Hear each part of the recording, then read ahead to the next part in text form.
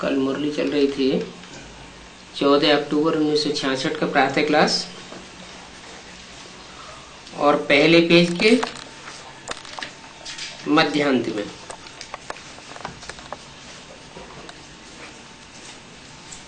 बात चल रही थी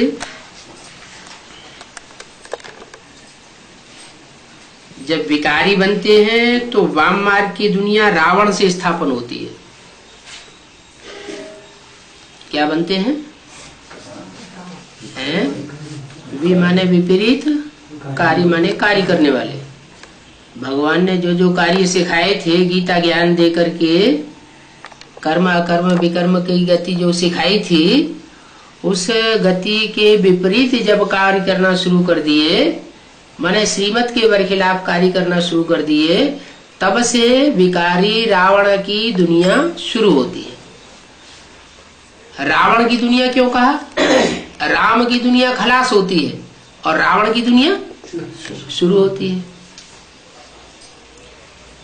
रावण की दुनिया इसलिए कहा कि रावण के अनेक सिर होते हैं, अनेक सिरों से अनेक प्रकार की मतें देता है, और राम को एक सिर दिखाया जाता है, माने वो एक मत का राज्य स्थापन करता है। एक से सदगति और अनेकों से दुर्गति। तो रावण से जो अनेकों के द्वारा जो दुनिया स्थापन होती है अनेक मतों से, उसे वैश्यालय कहा जाता है। वैश्या के घर में एक की तो मत चलती नहीं है, वैश्या के घर में तो अनेक पुरुषों की मतें चलती हैं, तो वैश्यालय कहा जाता है। कलयुग है वैश्यालय और उसके मुकाबले सतयुग है शिवालय। कलयुग को वैश्यालय क्यों कहा? कलयुग नाम पड़ता ही है कलह कलेश का युग। कलह कलेश मारा मारी झगड़ा फसाद होते ही वहां है जहां वैश्यावृत्ति बढ़ती है, और सतयुग में तो वैश्यावृत्ति होती नहीं, नाम निशान भी नहीं, तो वहां किसी प्रकार का लड़ाई झगड़ा मारा मारी का सवाल ही पैदा नहीं होता।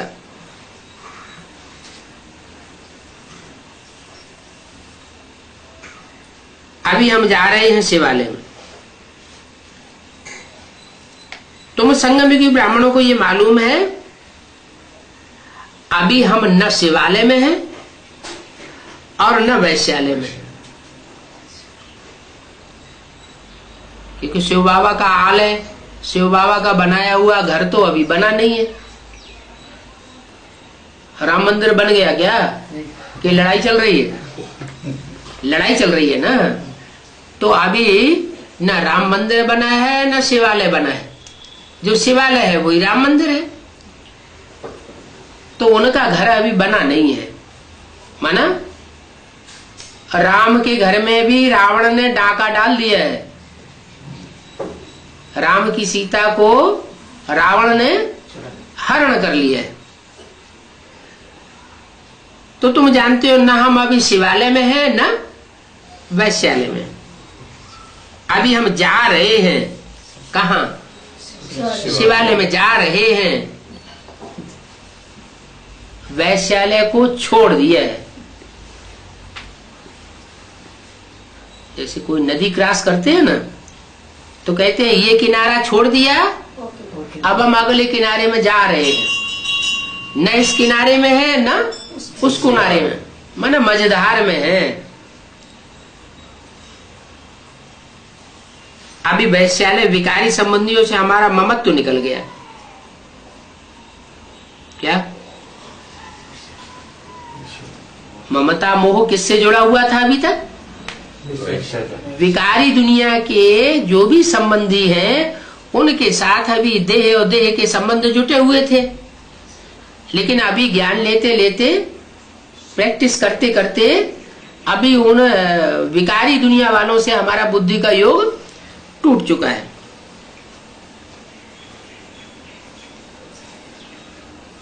हमारा भविष्य के संबंध में मत दो, क्योंकि अभी हम राजयोगी हैं और वो उस दुनिया के मनुष्य सब भोगी हैं।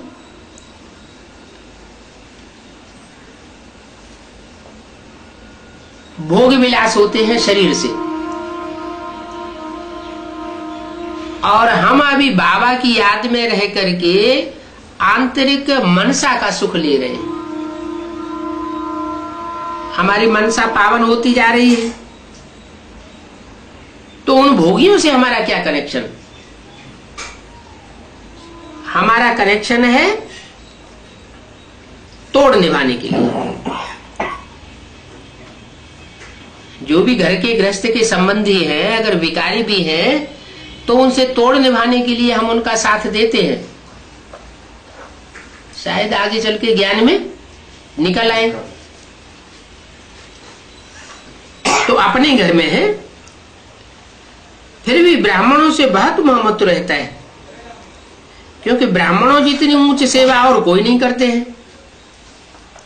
क्या होता है, देह और देह के संबंधियों से तो ममत्व निकल जाता है,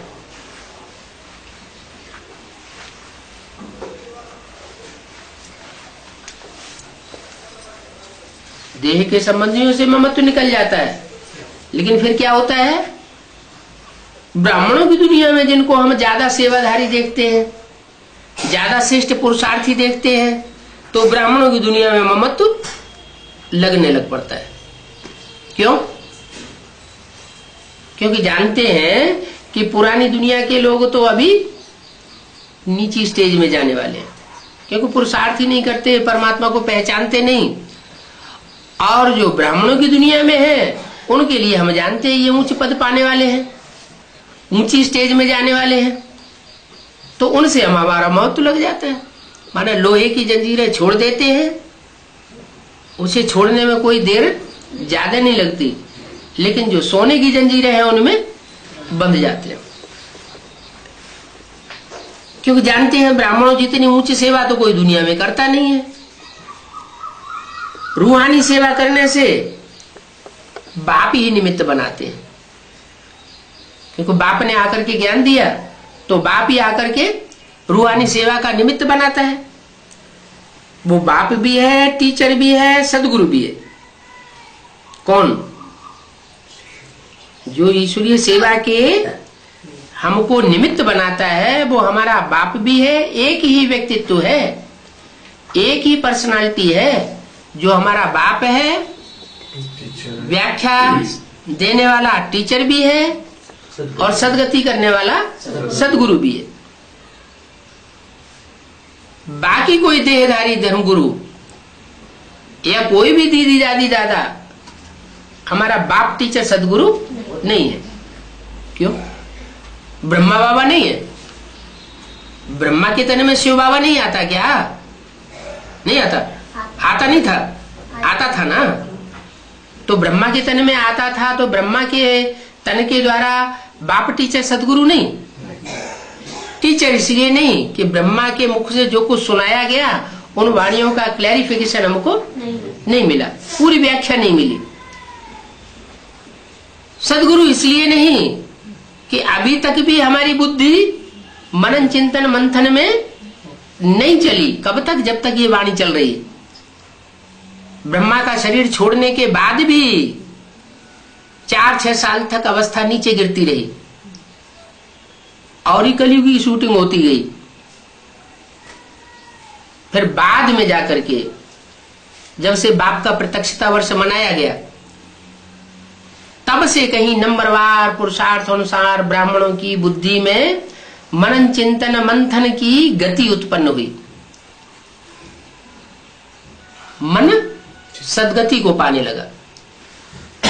जो मन बुद्धि दुर्गति में जा रही थी, देह और देह के संबंधों में जा रही थी, वो मनन चिंतन मंथन की दुनिया में जाने से देह और देह के संबंधों से मुक्त होने लगी। तो मन बुद्धि की सदगति शुरू हुई। उससे पहले मन बुद्धि दुर्गति में थी। एडवांस में आने से क्या होता है, बेसिक में उतनी बुद्धि नहीं चलती थी। सुनाने वाले ने सुना दिया, सुनने वाले ने सुन लिया, बाकी बुद्धि कुछ भी नहीं चलती। जब से हम एडवांस में आए, तो एडवांस तो दुनिया का सबसे ज्यादा एडवांस तो बाप ही है। बाप के कनेक्शन में आने से हम भी एडवांस हो गए। हमारी वाचा से निकलने वाली जो वाणी है वो भी एडवांस, मनसा के संकल्प है वो भी एडवांस, और जो हम कर्म करते हैं बाप की याद में वो कर्म भी हमारे एडवांस होते हैं। हम आगे बढ़ने की अनुभूति करते हैं तो बाप का भी अनुभव होता है कि बाप से हमें उस विकारी दुनिया से मुक्ति मिल रही है। हम अंदर अनुभव करते हैं कि विकार हमारे छूटते हैं। तो बाप बाप भी है,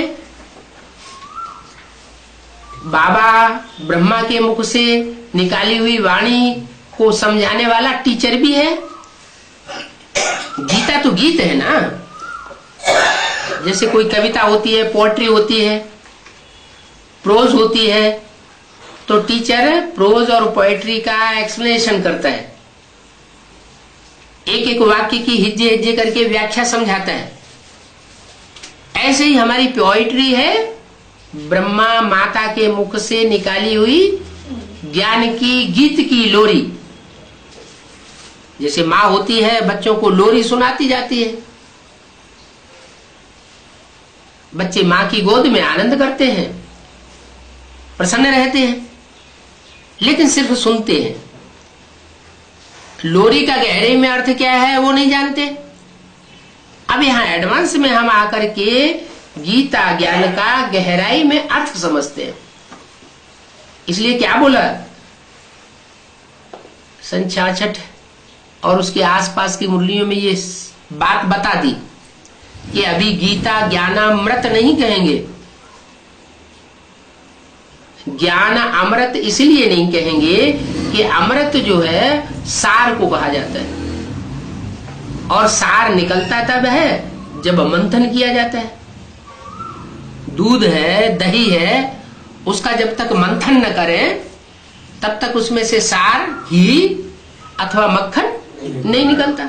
तो ऐसे ही जो गीता ज्ञान है, जो गीत ब्रह्मा माँ के मुख से शिव ने गाया है, उस गीत का अर्थ जब तक हमारी बुद्धि में न बैठे गहराई से, तब तक वो मंथन नहीं हुआ। तो एडवांस में आने के बाद हमारी बुद्धि चलने लग पड़ती है, एक एक वाक्य की गहराई में जाती है, तो मंथन होता है।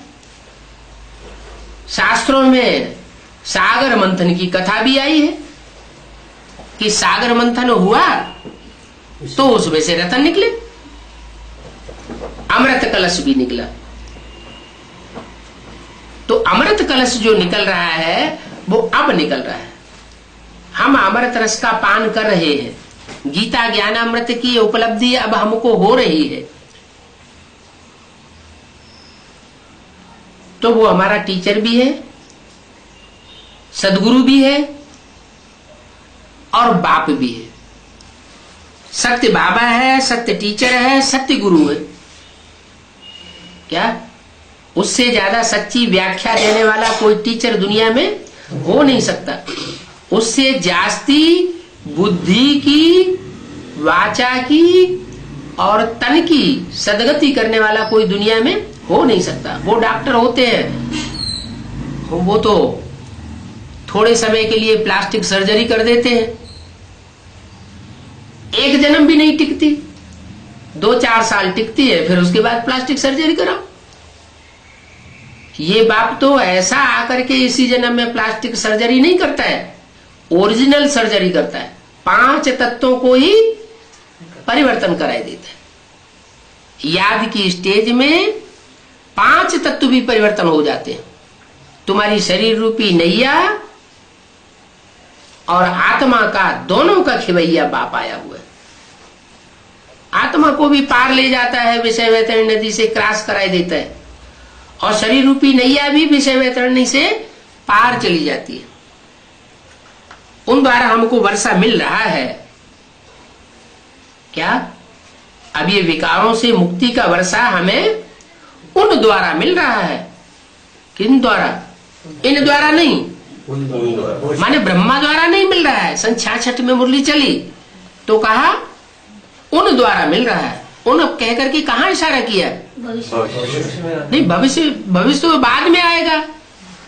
उन द्वारा मिल रहा है कि इसका मतलब यह कोई व्यक्ति हो चुका है, यज्ञ के आदि में कोई व्यक्ति हो चुका है जो बाप के रूप में था, बीजारोपण ज्ञान का जिसके द्वारा किया गया था, वही बाप, उसी बाप के द्वारा हमको अभी वर्षा मिल रहा है। ये याद रहने से कितनी हर वक्त खुशी रहनी चाहिए क्या, कि हमें बाप से वर्षा मिल रहा है। फिर औरों को भी समझाने के लिए पुरुषार्थ किया जाता है। ये बात समझाई जाती है कि अभी तक माँ के द्वारा कार्य चला, अभी बाप आया हुआ है, बाप टीचर सदगुरु के रूप में, हमको भी खुशी हो रही है तो आपको भी ये खुशी होगी। पहले पहले तो वो है पारलौकिक बाप, क्या, जिसके द्वारा गति सदगति मिलती है, वर्षा मिलता है। पहली बात उसके बारे में ये समझानी है, वो इस लोक का बाप नहीं है, बड़े इस लोक के मनुष्य सृष्टि के पिता में आता है। जो मनुष्य सृष्टि का बाप है, प्रजापिता, उसमें आता है, लेकिन दाता जो है उसमें कोई दूसरा है। वो कौन है? सुप्रीम सोल शिव, वो बाप बन के आता है, पारलौकिक बाप है, इस लोक का बाप नहीं है। वो सत्य शिक्षक है, सत्य गुरु है, षष्ठी चक्र के आदि मध्य अंत का ज्ञान देते हैं, इसलिए उनको ज्ञान का सागर कहा जाता है। क्या? षष्ठी चक्र के आदि मध्य अंत का ज्ञान सिर्फ इतना नहीं देते हैं, सतयुग त्रेता द्वापर कलयुग संगम युग, सतयुग त्रेता द्वापर कलयुग संगम युग, इतना ज्ञान नहीं देते हैं। वो ज्ञान का सागर है, बड़ी बड़ी ऊंची ऊंची लहरें ज्ञान की उठती हैं। उन 4 युगों में कितना विस्तार बताते हैं, सागर का तो बहुत विस्तार है। तो वो ज्ञान सागर कहा जाता है। पहले पहले तो उनकी महिमा करनी है, उनकी, इनकी महिमा नहीं करनी है, उनकी महिमा करनी है जो ज्ञान सागर है, जो लिमिटेड ज्ञान नहीं सुनाता है, पुस्तकों में बांधा हुआ ज्ञान नहीं सुनाता है। वो कौन सा ज्ञान सुनाता है? जो अनलिमिटेड ज्ञान है, उसकी सीमा नहीं है। सत्य बाप है, सत्य टीचर है, सदगुरु एक ही सत्य धर्म की स्थापना करते हैं, मांगते हैं ना एक राज्य हो, वो फिर सतयुग में ही होता है। सारी दुनिया में राज्य सिर्फ सतयुग में होगा। एक राज्य, एक धर्म, एक भाषा, एक मत, एक कुल, ये और कोई युग में होता नहीं, स्थापन ही नहीं होता। यहां तो सब एक हो नहीं सकते। कहां? ये 500-700 करोड़ की दुनिया में सब मिलकर के एक हो जाए, एक धर्म के हो जाए, एक राज्य के हो जाए, एक भाषा वाले हो जाए, ये संभव बात नहीं है। क्यों? क्यों नहीं है संभव? क्योंकि यहां रावण राज्य है, अनेक मतों पर चलाने वाले गुरु लोग बैठे हुए हैं, इसलिए बाप आते हैं, इन गुरुओं का भी उद्धार करते हैं। जाओ ऊपर ऊपर हरण करके ले जाते हैं। तो मनमत चला करके सारी सृष्टि को नीचे गिराते हो, और नीचे गिराते आए, अब तुम जाओ ऊपर बैठो 2500 साल तक। अब इस दुनिया में 2500 साल तक सिर्फ एक मत चलेगी, एक का राज्य चलेगा। मनुष्य कहते हैं वन वर्ल्ड हो जाए, दुनिया एक हो जाए, एकता हो जाए। अरे वर्ल्ड तो एक है, सिर्फ इस एक वर्ल्ड में एक राज्य होना है।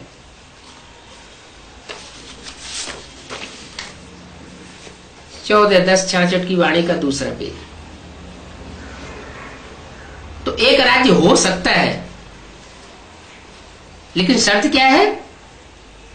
500-700 करोड़ की दुनिया में जब तक ये सारी पॉपुलेशन मौजूद है, तब तक एक धर्म एक राज्य नहीं हो सकता। माने इन सबको वापस जाना पड़े। देवताओं का जब राज्य था तो और कोई राज्य नहीं था,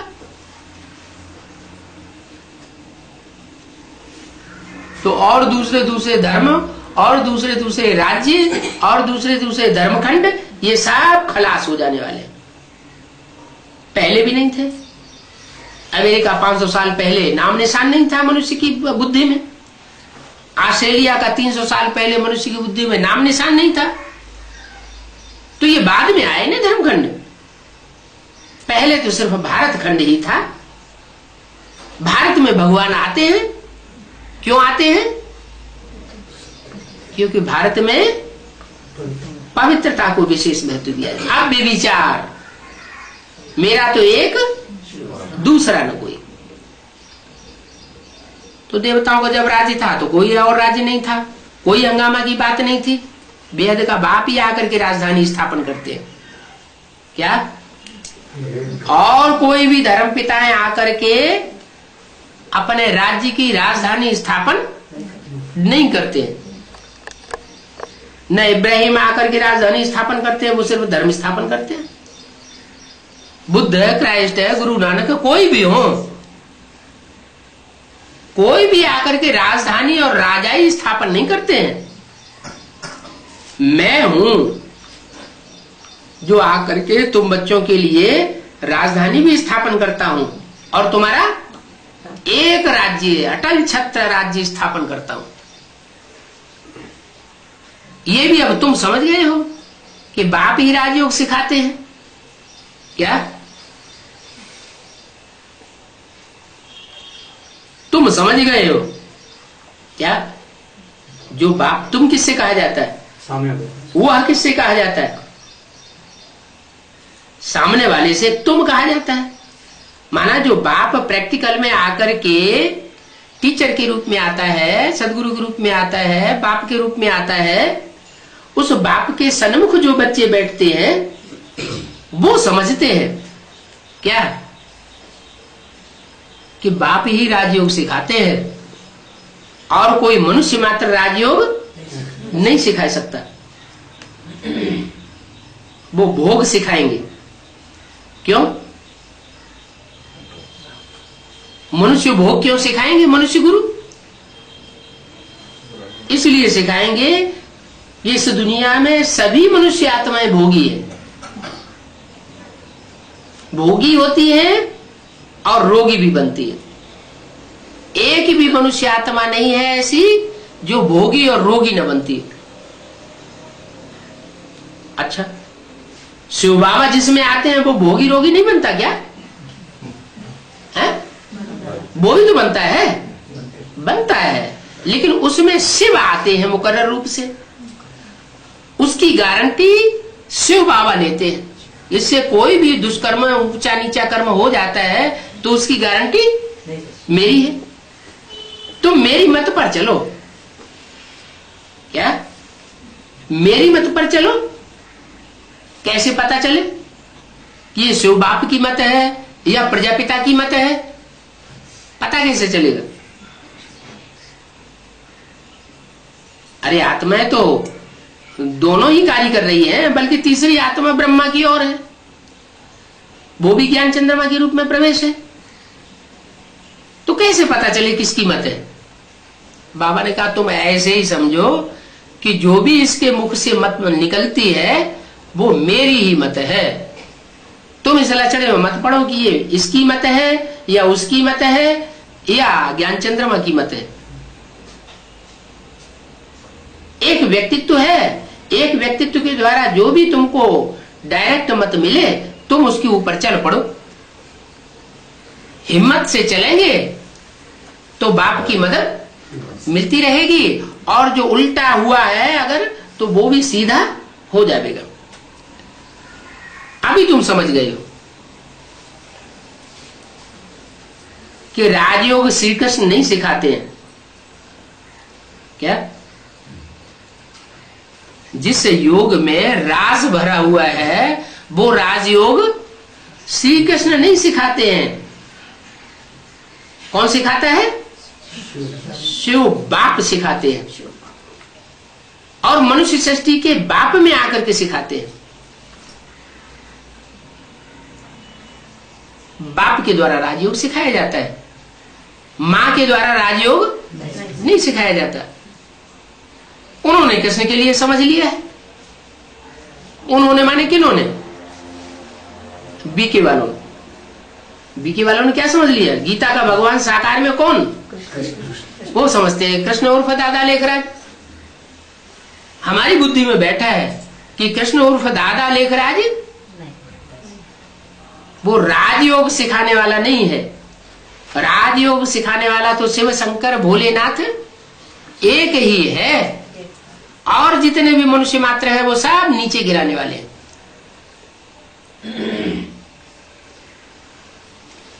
राजयोग सिखाया ही तब जब राजधानी स्थापन करते थे। क्या कहा? ब्रह्मा के द्वारा कहे कि राजयोग सिखाया, तो क्या राजधानी स्थापन हुई? नहीं, अभी होनी है। राजधानी स्थिरियम हो जाएगी। अभी राजधानी कौन सी है?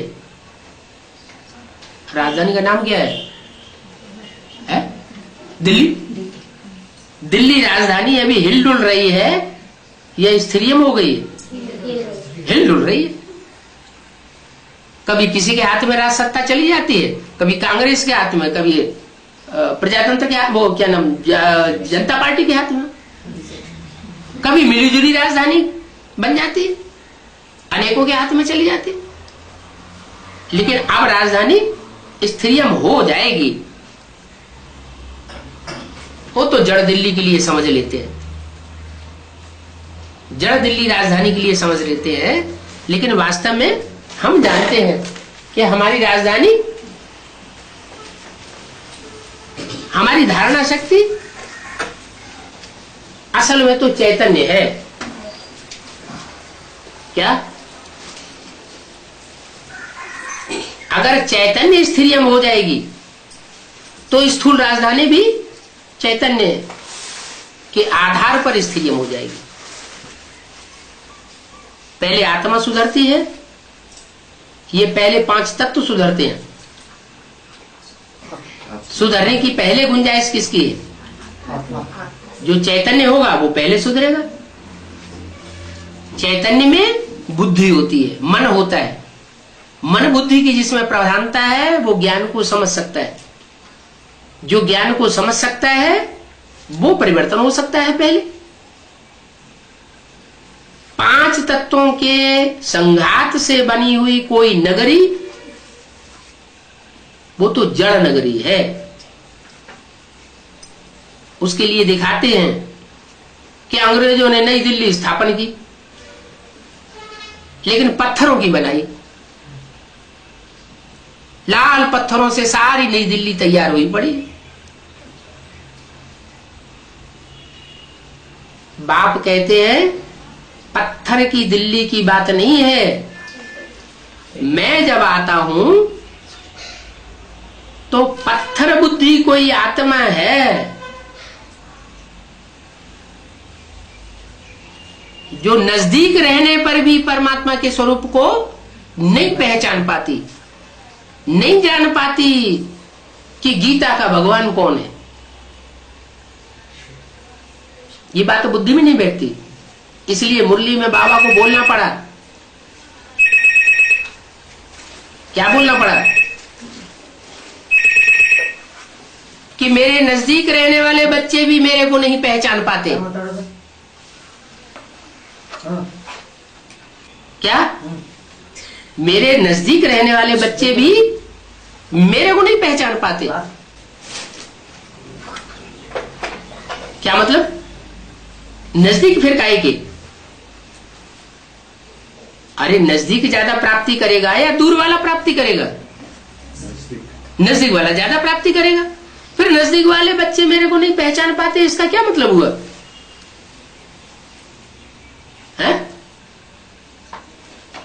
अरे शरीर से नजदीक होना अलग बात है और मन बुद्धि से नजदीक होना अलग बात है।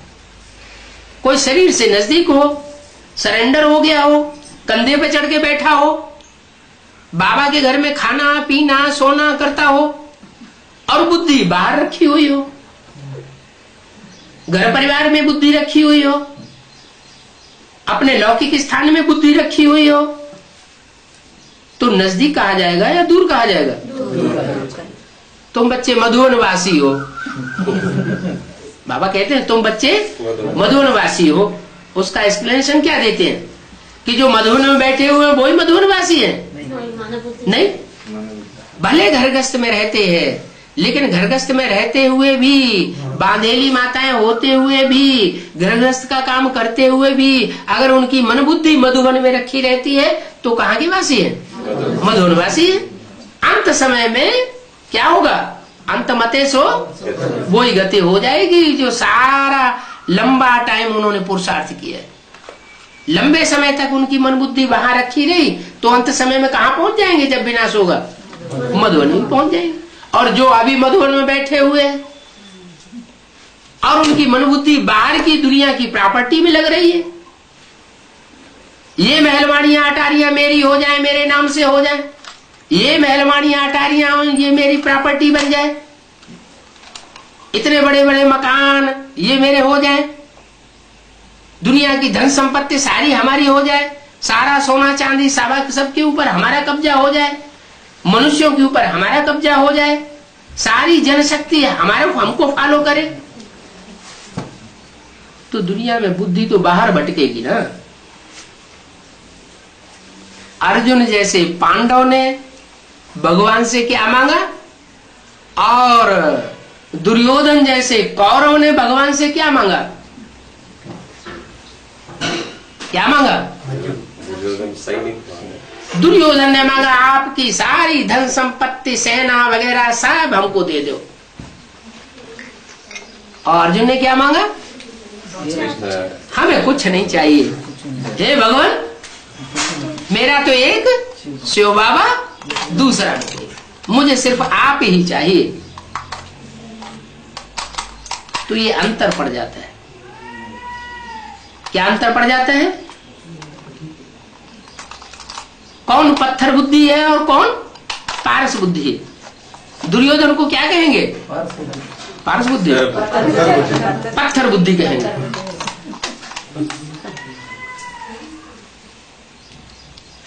अरे भगवान से क्या नहीं प्राप्त हो सकता है? भगवान जब आकर के विश्व की बादशाही दे सकता है तो भगवान से कौन सी चीज प्राप्त रह जाती है? एक है साधे सब सद है और सब साधे सब जाए। वैश्या सबको साधती है, ये भी खुश हो जाए, वो भी खुश हो जाए, वो भी खुश हो जाए, वो भी खुश हो जाए। और जो सधवा औरत होती है क्या करती है? एक की साधना करती है।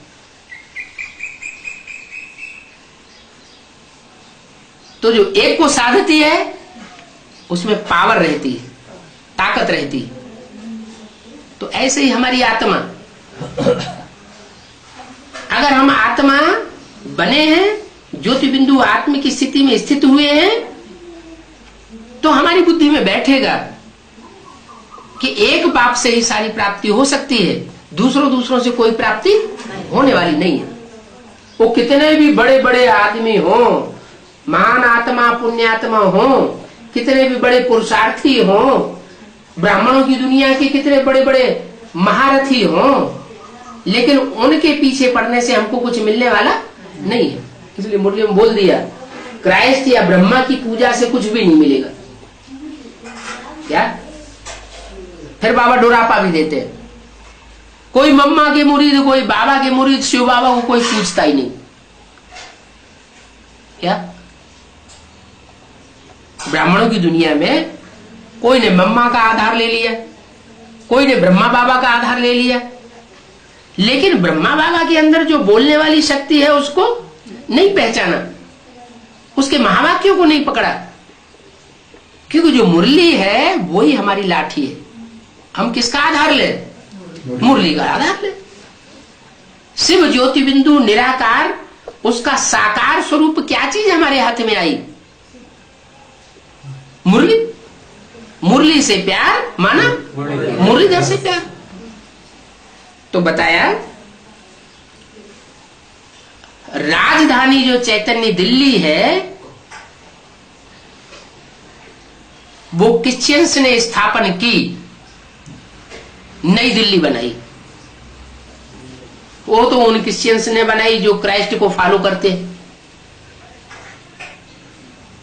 क्राइस्ट और कृष्ण की राशि मिलाई जाती है। यहां कृष्ण की सोल माना दादा लेखराज ब्रह्मा की सोल अभी कोई माता में प्रवेश करती है। वो माता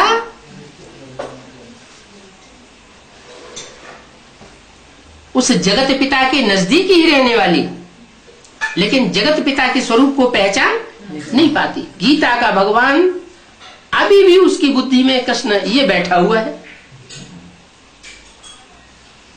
बाबा कहते जब तक ये बुद्धि में नहीं बैठा कि गीता का भगवान निराकार शिव शंकर भोलेनाथ है, तब तक कुछ भी सुधार होने वाला नहीं है। तो ये बात बुद्धि में नहीं बैठती है माना पत्थर बुद्धि, ये बात बुद्धि में बैठ जाए माना पारस बुद्धि। जो और धर्म की आत्माएं हैं उनकी बुद्धि में जल्दी नहीं बैठेगा। जो डायरेक्ट ज्ञान सूर्य के बच्चे होंगे उनकी बुद्धि में जल्दी बैठेगा। क्या कि गीता का भगवान वास्तव में कौन है। वो भी के क्या कहेंगे, गीता का भगवान, गीता का भगवान दादा लेखराज, कृष्ण की सोल वो ही साकार में गीता का भगवान थी। उनके द्वारा ही गीता का ज्ञान सुनाया गया। वो ये कहेंगे, वो किसी हालत में मानने वाले नहीं है क्या कि दादा लेखराज उर्फ कृष्ण के बगैर कोई दूसरी आत्मा भी गीता का भगवान हो सकती है। दुनिया को पढ़ाई पढ़ाते हैं, पुस्तकें छपा छपा के क्या कि गीता का भगवान कृष्ण नहीं है, गीता का भगवान शिव है। अरे गीता का भगवान शिव आकर के ज्ञान सुनाएगा तो मुख से सुनाएगा या ऊपर से आवाज आएगी, मुख से सुनाएगा। तो मुख से आकर के गीता का ज्ञान सुनाएगा गीता का भगवान।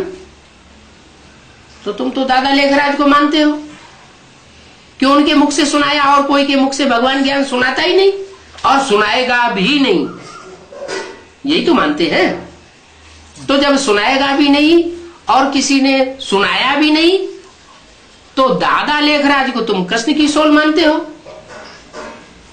तो गीता का भगवान कौन हुआ, कृष्ण ही, दादा लेखराज ही हो गया ना। तो एक तरफ कहते हो गीता का भगवान कृष्ण नहीं है और दूसरी तरफ साबित भी करते जा रहे हो गीता का भगवान साकार में कृष्ण उर्फ दादा लेखराज ही। तो दो बातें हो गई ना। ये दुम ही बात करना तो ठीक नहीं है, दुनिया नहीं समझेगी। कोई आदमी ये बताए एक व्यक्ति को ये अभी चोर है, फिर अभी नहीं ये साहूकार है, नहीं नहीं नहीं ये पुलिस है, तो आदमी समझ नहीं सकेगा ना आखिर बात क्या है, सच्चाई क्या है। तो दो दो बातें हो जाती है, लोगों की समझ में नहीं आता। आज भी लोगों की बुद्धि में नहीं बैठा है कि गीता का भगवान शिव है और कृष्ण नहीं है। अब हम बच्चे समझा सकते हैं क्या, क्या समझा सकते हैं कि गीता का भगवान तो निराकार शिव है। वो जिसमें आकर बाप टीचर सदगुरु का पार्ट बजाता है वो निराकारी स्टेज वाला शंकर की मूर्ति है। त्रिमूर्ति शिव कहा जाता है। उनमें जो सबसे ऊंची मूर्ति, सबसे ऊंचे तबक्के में बैठने वाली है, वो शंकर का नाम ही शिव के साथ मिलाया जाता है। शिव विष्णु शिव ब्रह्मा नहीं कहा जाता, क्या कहा जाता है, शिव शंकर कहा जाता है। क्यों कहा जाता है, क्योंकि शंकर के तन में आकर के शिव ने उस बच्चे को आप समान निराकारी स्टेज वाला बना लिया। जैसे शिव है निराकारी निर्विकारी निरहंकारी, वैसे जिसमें प्रवेश करता है, जिसके द्वारा सारी इस पाप की दुनिया का संहार करता है, वो स्वरूप भी निराकारी, निर्विकारी, निरहंकारी बन जाता है। इसलिए कहते हैं कि शंकर की कभी मृत्यु नहीं होती। अब ऐसा तो नहीं है कि इस दुनिया के सारे शरीर जो हैं वो मरण को, जन्म को प्राप्त होते हैं, और एक शरीर ऐसा है जो कभी जन्म मरण को प्राप्त होता ही नहीं। कोई ऐसा शरीर हो सकता है? ऐसा कोई शरीरधारी नहीं हो सकता जो कभी 5000 वर्ष तक जन्म मरण को धारण न करे। हाँ, इसलिए बताया गया कि शिव जिसमें मुकर्र रूप से प्रवेश करता है तो उसमें इतनी पावर याद की समा जाती है, संग का रंग इतना लग जाता है जिसके कारण वो आत्मा को कोई मृत्यु होते हुए इन आंखों से देख नहीं पाता। सबकी मृत्यु हुए देखेंगे, लेकिन उस एक आत्मा को मृत्यु होते हुए कोई देख नहीं सकता। जब देखता नहीं है तो उनकी बुद्धि में बैठता नहीं है कि ये मरा कि नहीं मरा। इसलिए कह देते हैं कि वो शंकर अमरनाथ है, अमर है। माना देवताएं जो है उनका जो पिता है वो अमरनाथ है। वास्तव में उसका अर्थ ये है कि और जो मनुष्य आत्माएं हैं, दूसरे दूसरे धर्म में कन्वर्ट होने वाले ब्राह्मण हैं, ब्राह्मणों की दुनिया में उनको अनिश्चय आ जाता है। अनिश्चय आना माना मृत्यु हो जाना। और एक ग्रुप ऐसा है जो कभी भी अनिश्चय को प्राप्त करके समाप्त नहीं होगा। मन इतना गहरा अनिश्चय पैदा नहीं होगा कि वो शरीर ही छोड़ दे। हार्ट फेल कब होता है?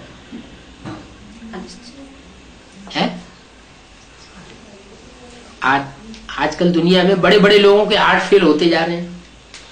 आगे चल के ये बात और बढ़ेगी। क्यों होते हैं? क्योंकि आदमी अपने दिल के अंदर, अपने मन के अंदर बड़े बड़े मंसूबे बनाता रहता है, और अचानक उसके सारे मंसूबों पर पानी फिर जाए तो उसका हार्ट फेल हो जाता है। जैसे ब्रह्मा बाबा का हुआ। सन 68 तक उनकी बुद्धि में यही बैठा रहा कि मैं अब कृष्ण बनने वाला हूं, नई दुनिया आने वाली है, राम राज्य आने वाला है। और अंत समय में जब उन्होंने देखा कि मेरे ही बच्चे मेरे साथ दगाबाजी कर गए, सारी ब्राह्मणों की सत्ता उन्होंने अपनी मुट्ठी में ले ली,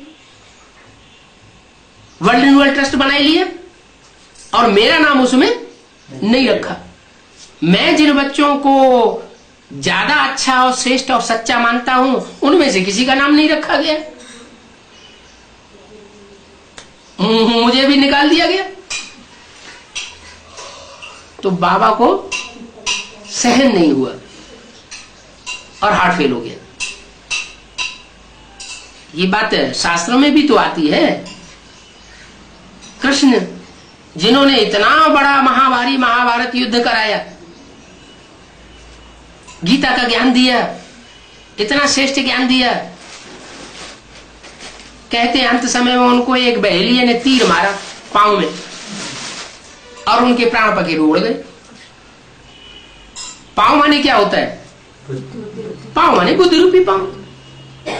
जैसे ये सब पांव स्थूल पांव से चल करके कहीं पहुंचा जाता है, वैसे ही कहते हैं ना, अरे तुम्हारे पांव जो है हमारे गुरु जी तक नहीं पहुंचेंगे।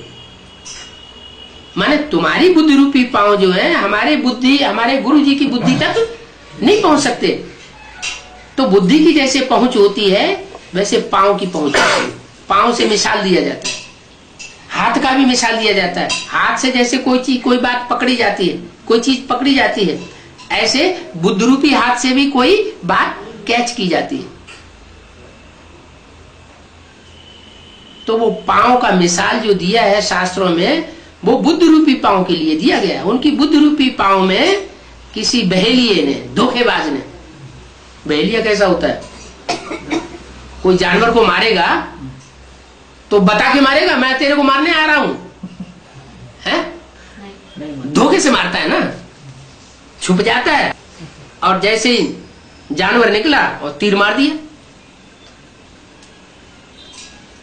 जैसे राम ने बाली को क्या किया था, धोखे से बाण मारा था और बाली मर गया। तो बाली ने भगवान को भी बोल दिया तुम कैसे भगवान है, तुमने हमको धोखे से मारा। तो ऐसे ही धोखाधड़ी करके जो काम करते हैं वो बहेलिया कहे जाते हैं। ब्राह्मणों की दुनिया में भी कोई बहेलिया निकला जिसने ब्रह्मा बाबा के प्राण पखेरु खींच लिए। अब ब्रह्मा बाबा जो धोखा खा गए वो भगवान का स्वरूप नहीं हो सकता। ऐसा धोखा खाने के बावजूद भी अगर जीवित बने रहें, निश्चय दृढ़ बना रहे, निश्चय उखड़े नहीं, तो शरीर छोड़ने की बात नहीं होती। शरीर तब छोड़े जब काम पूरा हो जाए, उसको कहेंगे निश्चय बुद्धि। तो दूसरे धर्म की जो भी आत्माएं हैं, चाहे वो चंद्रवंश की हो, चाहे इस्लाम वंश की हो, चाहे बौद्धिक वंश की हो, चाहे संन्यास धर्म या मुस्लिम धर्म की हो, वो सब अनिश्चय बुद्धि होती है। अनिश्चय बुद्धि होना माना मृत्यु को पा जाना, और निश्चय बुद्धि होना माना जीवित रहना। तो ब्रह्मा जिन्होंने शरीर छोड़ दिया वो अपने शरीर से तो काम नहीं कर सके पूरा, तो कोई में प्रवेश करते हैं। प्रजापिता में प्रवेश करते हैं तो शंकर के रूप में गायन होता है, अर्धचंद्र के रूप में। और जगत माता में प्रवेश करते हैं तो जगदम्बा के रूप में गायन होता है। जगदम्बा माने सारे जगत की मां, ब्रह्मा माने बड़ी से बड़ी मां, जिससे कोई बड़ी मां होती ना, तो जगदम्बा ही सबसे बड़ी से बड़ी मां। ब्रह्मा है दाढ़ी मूंछ वाला, इसलिए संसार में उनका पूजन नहीं होता। क्यों नहीं होता? कि पुरुष जितने वो है, जितने भी है इस सृष्टि पर, वो कलयुग के अंत में सारे पुरुष दुर्योधन दुशासन का रूप बन जाते हैं। स्त्री जाति के साथ जोर जबरदस्ती करते हैं, दुर्योधन और दुष्ट शासन करने वाले दुशासन। इसलिए पुरुषों के द्वारा नई दुनिया की स्थापना का कार्य नहीं कराता हूं। किसको निमित्त बनाता हूं? माताओं को निमित्त बनाता हूं, शिव शक्तियां जो कही जाती। तो वो जो शिव शक्तियां हैं तब ही शिव शक्तियां बन सकती हैं जब उनकी बुद्धि में ये बात बैठे कि गीता का भगवान वास्तव में इस सृष्टि पर कौन है। जब तक ये बात उनकी बुद्धि में नहीं बैठेगा तब तक न उनका अपना उद्धार हो सकता है, न वो सृष्टि का उद्धार कर सकती है। तो मैं आकर के राजधानी स्थापन करता हूं, चाहे वो चैतन्य राजधानी हो और चाहे वो स्थूल राजधानी। पहले चैतन्य राजधानी स्थिरियम बने, निश्चय अनिश्चय के डोले में जो डोलती है वो पहले स्थिर बन जाए। सबसे ज्यादा जन्म मरण का चक्र कौन सी आत्मा का होता है? ब्रह्मा का। और ब्रह्मा की सोली जगदम्बा में प्रवेश करती। अभी भी इतनी अव्यक्त वाणियां चल रही है, इतना ज्ञान क्लियर हो गया। बीज रूप आत्मा एडवांस पार्टी का जो हेड है उसमें ब्रह्मा की सोल प्रवेश भी कर रही है, संग का रंग भी ले रही है, सारा एडवांस ज्ञान समझ भी रही है प्रवेश करके। फिर भी वहां ब्रह्मा कुमारियों में क्यों चले जाते हैं?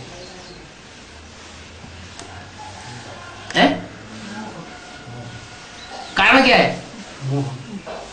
नहीं, मोह है तो मोह का कारण क्या हुआ? इतना मोह क्यों बंधा हुआ है? क्योंकि अभी तक भी स्वयं ब्रह्मा की बुद्धि में यह नहीं बैठ रहा है कि गीता का भगवान कौन।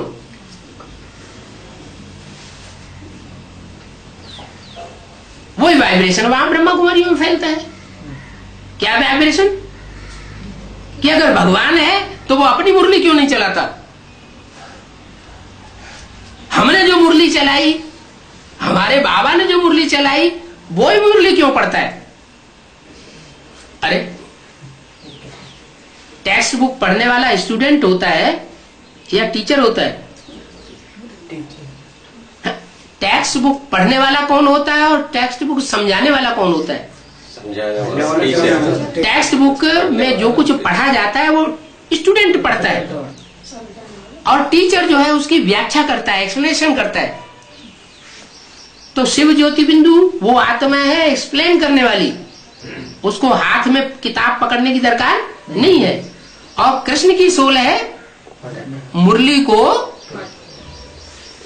पढ़ने वाली, जो किताब कागज को लेकर के अक्षरों को देख करके पढ़ती है, वो कौन सी आत्मा? कृष्ण की सोल।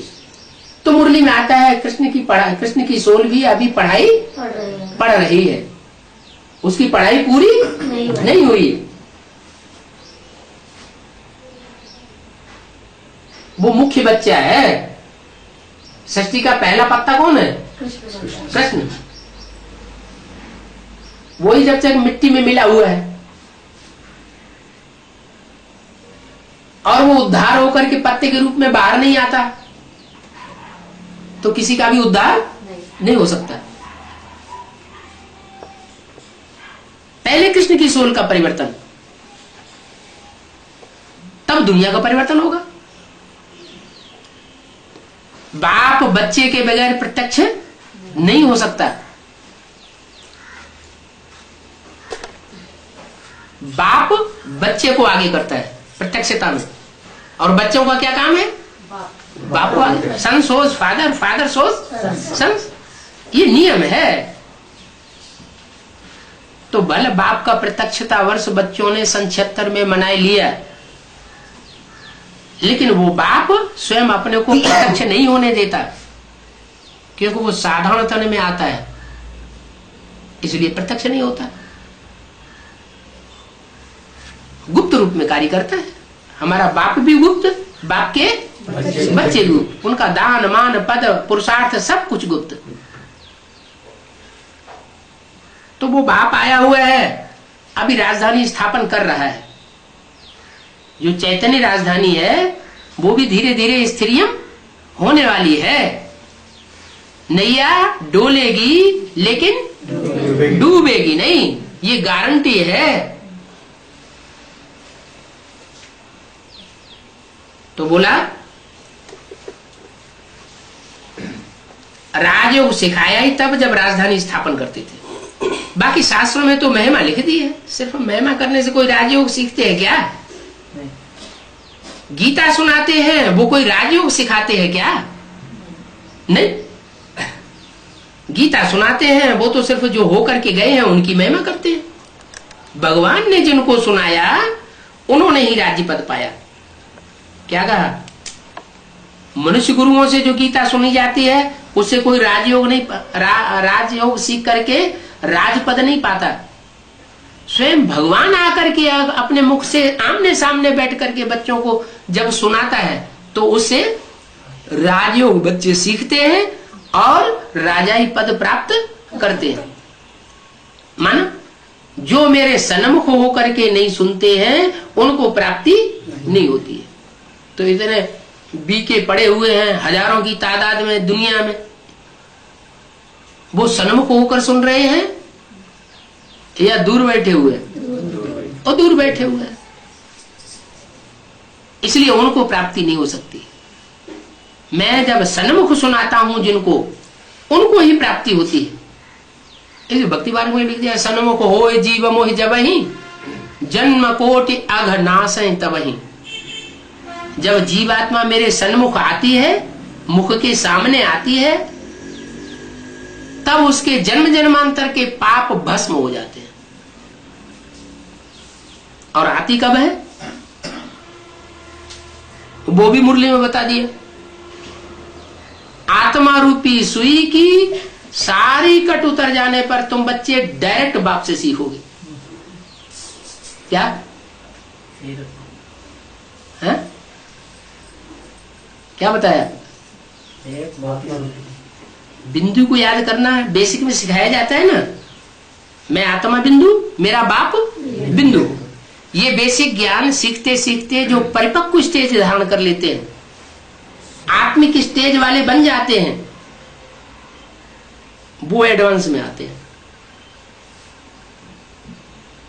जो ब्रह्मा को, शरीर को याद करने वाले बन गए, ब्रह्मा की पालना लेते लेते, ब्रह्मा की गोद में खेलते खेलते,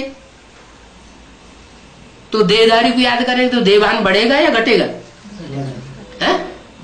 बढ़ेगा।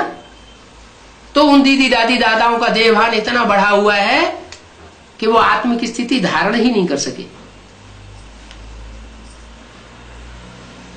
परमात्मा से जो सन्मुख असली रूप में प्राप्ति करनी चाहिए वो नहीं कर सके। उनकी बुद्धि को ताला लगा हुआ है, इतना तक ताला लगा हुआ है कि कोई कितना भी सुनाने की कोशिश करे, वो एक कान से सुनते दूसरे कान से निकाल देते, सुनना ही नहीं चाहते, अपने फॉलोअर्स को भी नहीं सुनने देना चाहते। तो बाप कहते हैं जिनको मैंने सन्मुख सुनाया है वो ही राजयोग सीख करके राजपद पाते हैं, दूसरे कोई राजयोग न सीखते हैं और न राजपद पाते हैं। बाकी ये त्योहार आदि सब भक्ति मार्ग के हैं। बीच बीच में जो त्योहार पड़ते हैं वर्ष में, ये कहां की यादगार? ये संगम युग की यादगार है। दीपावली मनाते हैं जरूर, आत्मा के दीपक जगे हैं, आत्मा में रोशनी हुई है, जो अंधेरा छाया हुआ है वो नष्ट होता है, तो उसकी यादगार है दीपावली। उसमें एक बड़ा दीपक पहले जगाते हैं, वो कौन हुआ? प्रजापिता। उसका दीपक पहले जगता है, फिर उस दीपक से छोटे छोटे सभी दीपक जगा दिए जाते। होली है, ये विकारों की होली है, सारी विकारों की लकड़ियां उसमें स्वाहा हो जाती हैं, विकार भस्म हो जाते हैं। आत्मा रूपी प्रहलाद साबुत बचता है। माने जिन्होंने अपने को आत्मिक स्थिति में धारण कर लिया, इस संसार में जब होलिका की आग लगेगी और विकारों की भी आग लगेगी तो वो बच्चे बचेंगे जो आत्मिक स्थिति में स्थिर हुए होंगे, जिनका नाम दिया है शास्त्रों में प्रहलाद। आह्लाद माना खुश होने वाले, प्रहलाद माना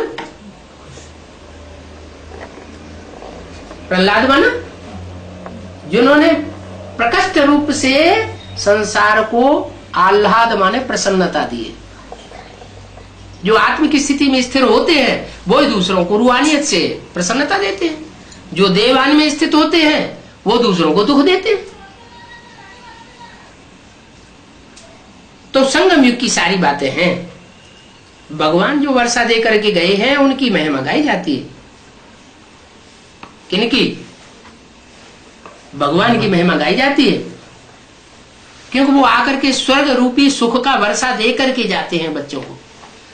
स्वर्ग का वर्षा सिवाय परमात्मा बाप के और कोई मनुष्य मात्र नहीं दे सकता। भले बड़े बड़े कितने भी महान आत्मा हुए हो, इब्राहिम, बुद्ध, क्राइस्ट, गुरु नानक, विवेकानंद, महात्मा गांधी, कोई भी स्वर्ग का वर्षा राम राज्य नहीं दे सकते। भले गांधी जी गाते थे राम राज्य आएगा, राम राज्य लाएंगे, भारत में राम राज्य होगा, लेकिन राम राज्य की जगह और क्या हो गया? अभी और ही रावण राज्य हो गया। भले और ही ज्यादा रावण राज्य हो गया, लेकिन अब राम तो आ गए। जो राम आए हैं वो अपना राम मंदिर बना करके ही छोड़ेंगे। कोई मंदिर माना घर बनाता है तो अपने लिए बनाता है, दूसरों के लिए बनाता है, अपने बाल बच्चों के लिए बनाता है, दूसरों के लिए बनाता है, अपने बाल बच्चों के लिए बनाता है। तो राम आया हुआ है तो राम अपना मंदिर अपने आप बना लेगा। तुम काहे के लिए लड़ाई झगड़ा कर रहे हो? लड़ाई झगड़ा मारा मारी करने से राम मंदिर बन जाएगा? अरे वो तो ईंटों का मंदिर बन जाएगा। जो असली राम मंदिर है, जिसको नाम अयोध्या है, जहाँ युद्ध लड़ाई झगड़ा मारा मारी होती नहीं। ऐसे स्वर्ग की स्थापना तो स्वयं राम ही आकर के करते हैं, तो उनकी महिमा गाई जाती है।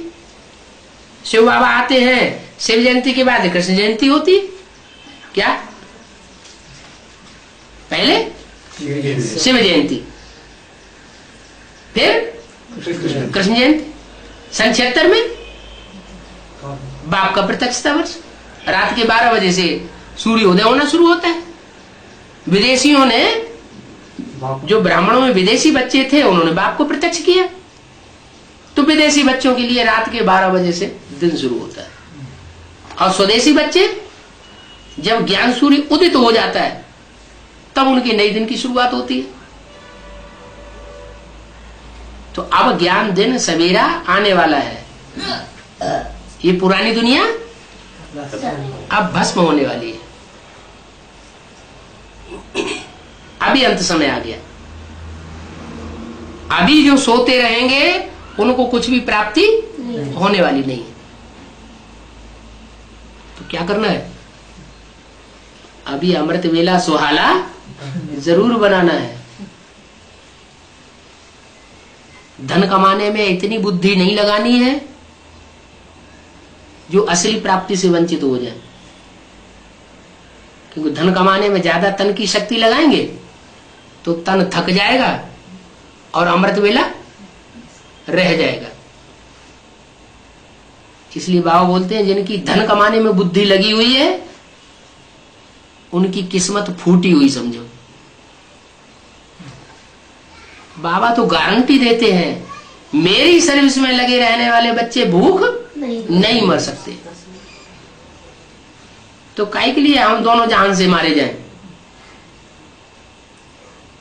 हमारे तो दोनों हाथों में लड्डू होना चाहिए। ओम शांति।